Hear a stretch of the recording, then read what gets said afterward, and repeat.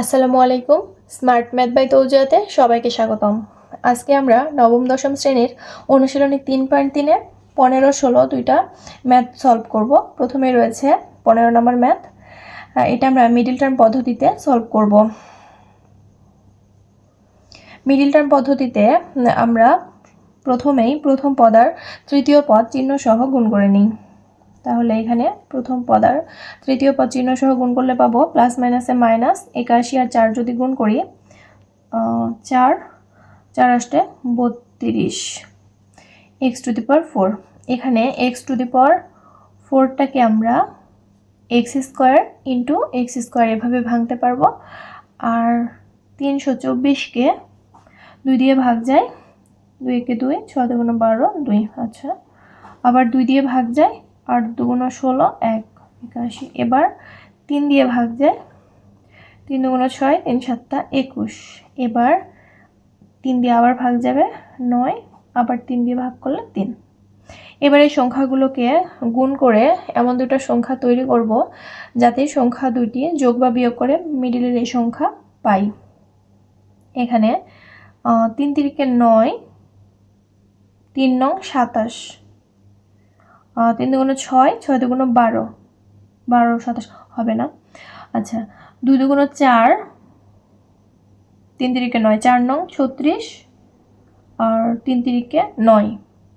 আচ্ছা, 36 থেকে যদি 9 বাদ দিই, 9 10 11 12 13 14 15 16, তাহলে আমরা 27 পাই।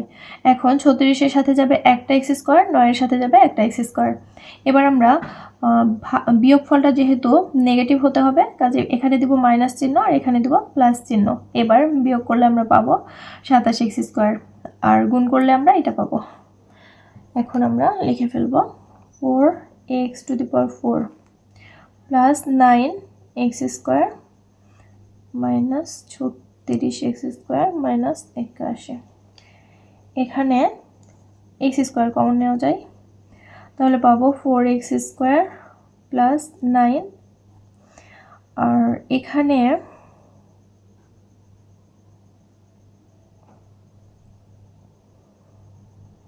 নয় কমন নিতে পারবো, মাইনাস 9, তাহলে 4 নং 36, 4x স্কয়ার প্লাস 9 81।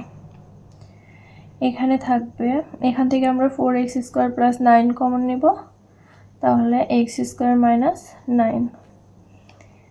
এখন x স্কয়ার মাইনাস 9কে শুরুতে নিব, 4x স্কয়ার প্লাস 9। এখানে x স্কয়ার মাইনাস 3 স্কয়ার লেখা যায়।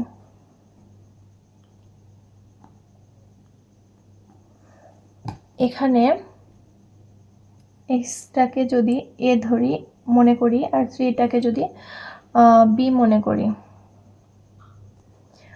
তাহলে a square minus b square এরকম পাই। আমরা জানি a square minus b square সমান a plus b into a minus b। এবার x plus 3 into x minus 3 লিখতে পারি, আর এটা হবে 4x স্কয়ার প্লাস 9। এখন আমরা 16 নম্বর ম্যাথটা সলভ করব। ax স্কয়ার এখানে আমরা গুণ করে দিব, প্লাস x দিয়ে a স্কয়ারকে গুণ করলে পাই a স্কয়ার x, প্লাস 1কে গুণ করলে x প্লাস a। এখন এই দুটা থেকে আমরা a, এখান থেকে দুটা থেকে a আর x কমন নিতে পারবো। তাহলে ax যদি কমন নিই, এখানে থাকবে শুধু x, প্লাস এখানে থাকবে শুধু a, প্লাস এখান থেকে আমরা 1 কমন নিতে পারবো, তাহলে থাকবে যা আছে তাই।